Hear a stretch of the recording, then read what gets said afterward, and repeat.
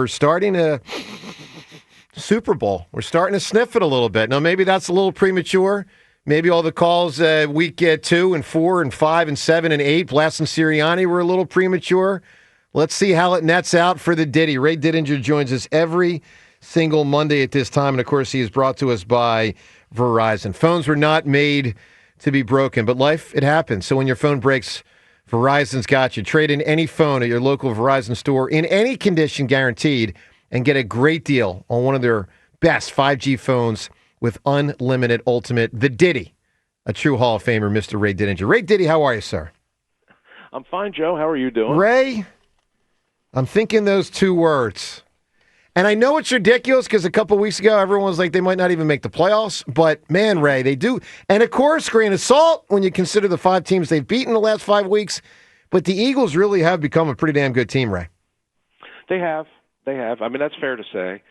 It's also fair to say that they've beaten 5, won 5 in a row, but they've all been bad teams. Yeah. That's fair to say, too. I mean, you probably should. I mean, just to keep some sense of equilibrium, you probably have to put that into the mix too.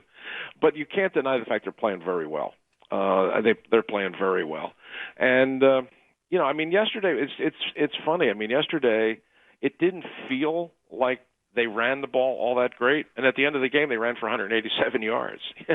Sure. It wasn't the game that it wasn't the game like the Giants game a couple weeks ago where Saquon Barkley is just taking the thing over, and you're saying, my God, they're just running this team into the ground. You didn't get that feeling yesterday, but at the end of the day, 38 carries, 187 yards, and they averaged 5 yards a carry. I mean, that's the kind of thing that it just sort of sneaks up on you. Ray, yeah, sure. No, I agree. Ray, what impressed you the most yesterday? Oh, the defense. And look, I know the Cowboys. The Cowboys aren't very good, and I know that Cooper Rush isn't a very good quarterback, and all of that stuff. But the defense, it's now been over a period of weeks now that the defense has been playing this good. I mean, the last 5 games they're giving up an average of 10 points a game. They're giving up just barely over 200 yards. Last 3 games they've had 10 takeaways. Defensively, and the thing is they're playing so fast, they're playing so physical. They're swarming around the ball. They're tackling really well. I mean, earlier in the year, I remember doing a show with you. I guess it was probably after the Tampa game, probably was, when we were talking about, this is a really bad tackling team. And at the time that was fair to say. But since coming out of the bye, I mean, they defensively, Vic Fangio has really tightened that defense up, and they're playing really well right now. And it'll be interesting to see what they do on Thursday when they play against a much better team and a much better offense with more playmakers and a dynamic young quarterback, to see if they can do that again. But the way they're playing right now is really, really impressive. And offensively, they're Hurts had a couple turnovers yesterday, but other than that, he played really well, and they continue to control the game on the ground, and they're doing the things that winning teams do. And the fact is that at 7-2 right now, they're sitting in a pretty good place. Ray, what was the major difference that you saw that made the second half look so much nicer for our offense? Well, I thought what happened in this game, and I kind of thought you might walk into this down there because of the situation the Cowboys found themselves in. I mean, their season had totally gone off the rails. They were playing at home. They were 0-3 at home. They're giving up an average of like 35 points a game at home.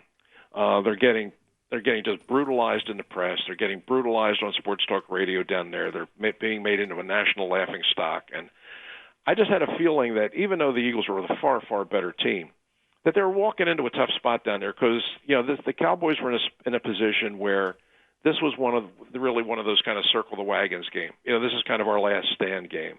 And I thought you were going to walk into that, and you did. In the first half, you kind of did. And Mike Zimmer, who was the defensive coordinator, he threw everything he had at the Eagles in the first half.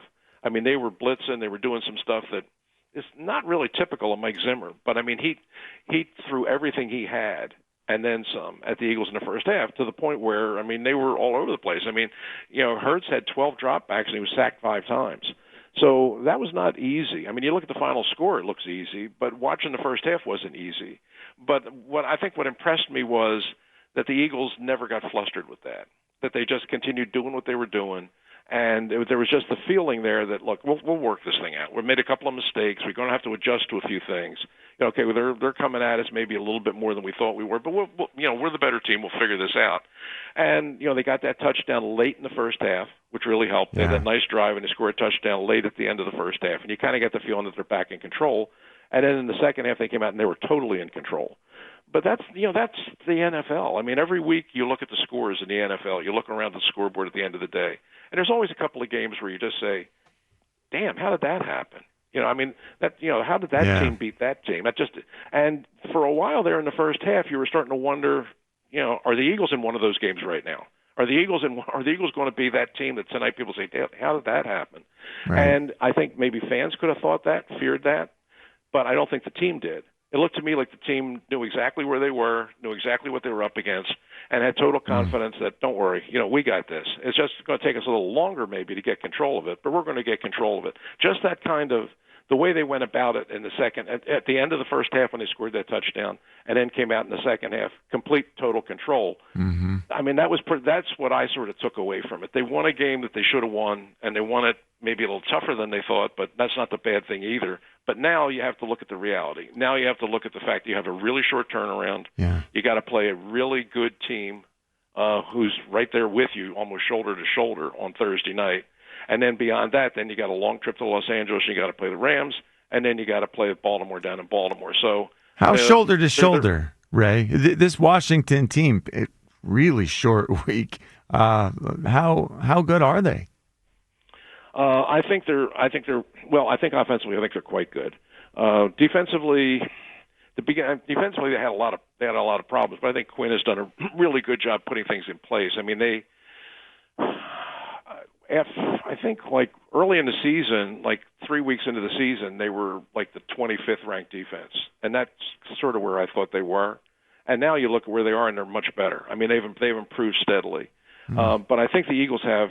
I hesitate to say a big advantage, but I think they have a significant advantage in this game coming up, because the Eagles won their game yesterday fairly comfortably. I mean, they got complete control of the game in the second half, and in the fourth quarter, you had most of your key players on the bench, and they were able to sort of cruise control through the second half of that game. Really, they were. Whereas you look at what Washington went through yesterday. I mean, they just had a brutal game. I mean, they just had a brutal toe-to-toe, total slugfest with a really tough Steelers team, and wound up losing it in heartbreaking fashion at the end. And now I think that's the kind of game that's tougher physically and emotionally to come back from on a short week than where the Eagles are, which is a pretty comfortable win where a lot of your key players got some rest in the fourth quarter. And the fact that the Eagles are playing at home, I think those things factored together doesn't guarantee you anything, but I think it gives the Eagles a better situation trying to go into the game on Thursday night. The Diddy, Ray Didinger with us, as he is every Monday at this time. By the way, it's 94 WIP HD1 Philadelphia as we broadcast today from the Tasty Cake Studio. Of course, the game Ray's talking about, John's talking about that Thursday, that is a big game, and that's going to be a really coveted ticket, the most coveted ticket this year for the Birds for sure.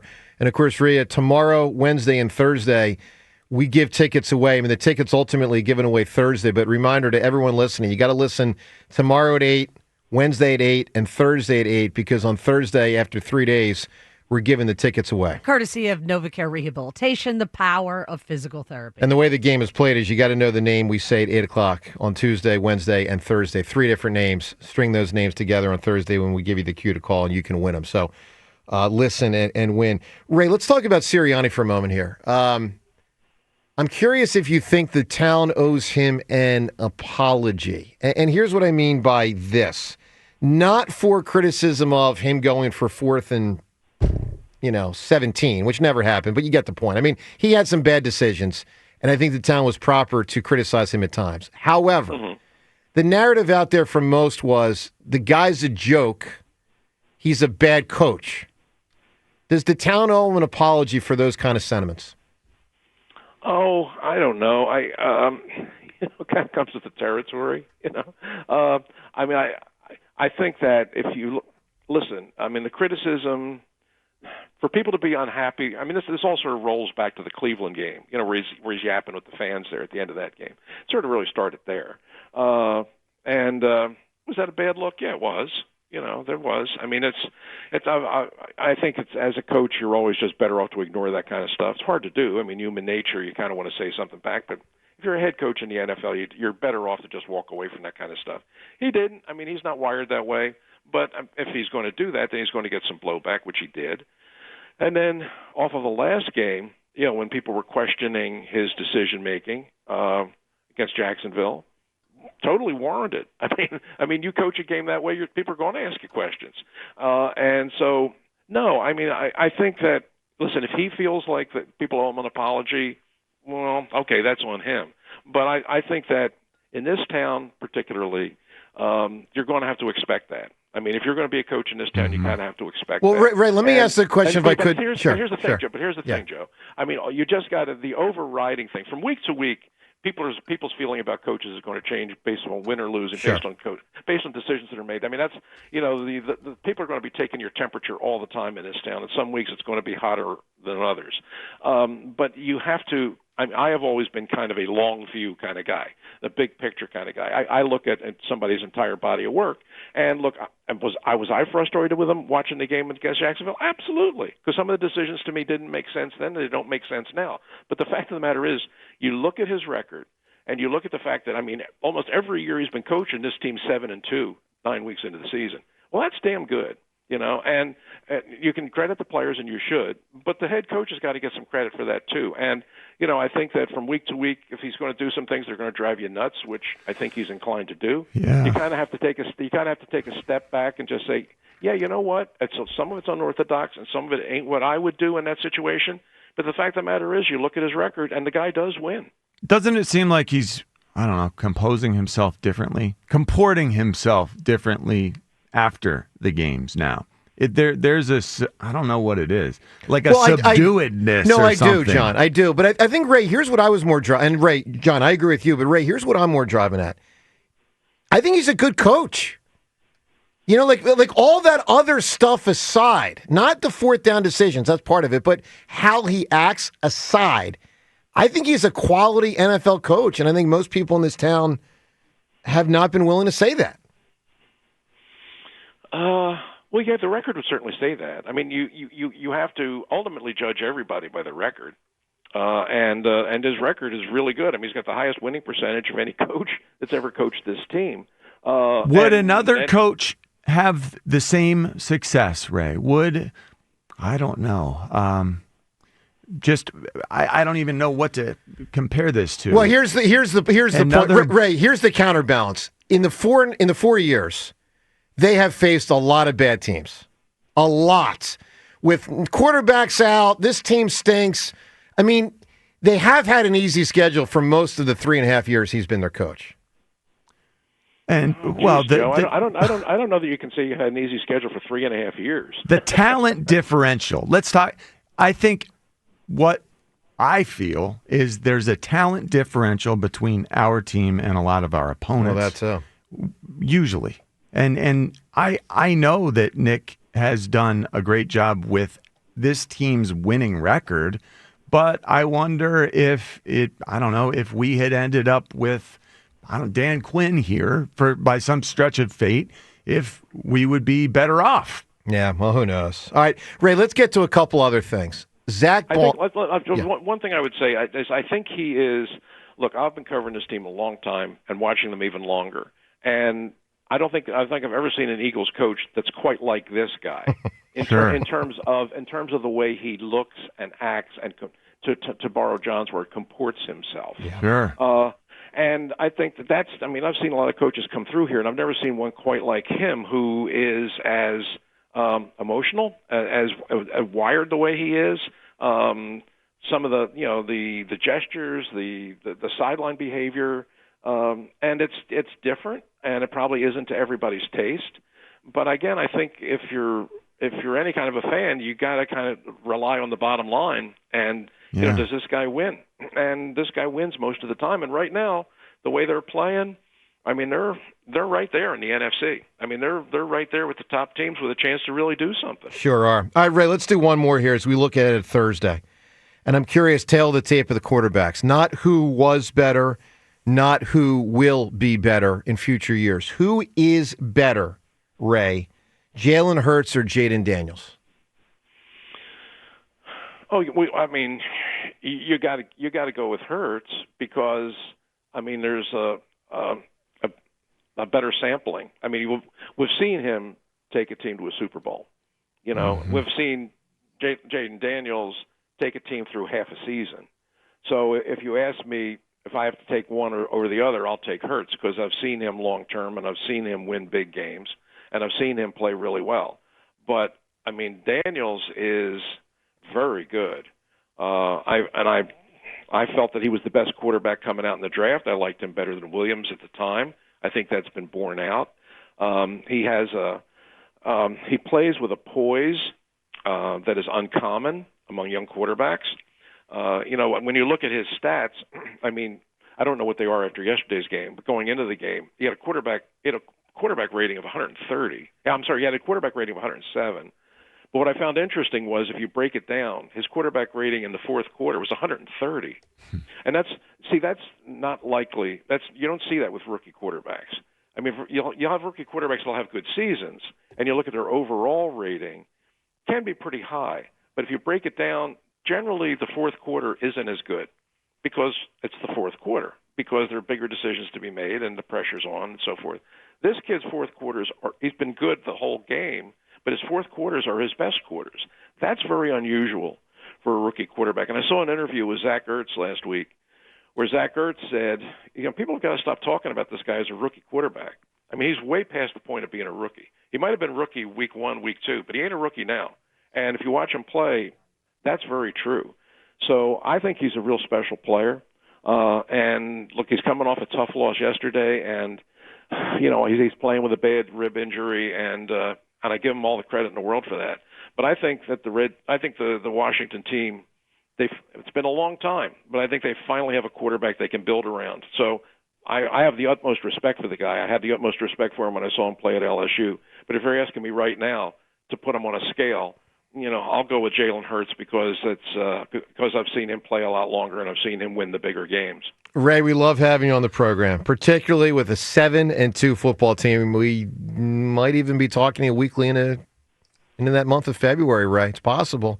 Ray, that would be fun. That would be real fun. Ray, have a great rest of the day, my man. We'll talk to you next week. Actually, we'll talk to you on. You guys do the same. We'll talk to you on Friday. Thank you, Ray. Ray Diddy right there. Of course, we'll have him on Friday, the day after the game. 2 Rays in 1 week. 2 Rays in 1 week. Beautiful thing. That's right. 215-592-9494. All right. Some notable things said post-game, including from Serriani and Saquon Barkley. That plus phone calls on all these topics. The Birds look really good. How good? You tell us. 7-2 is a great record on 94 WIP.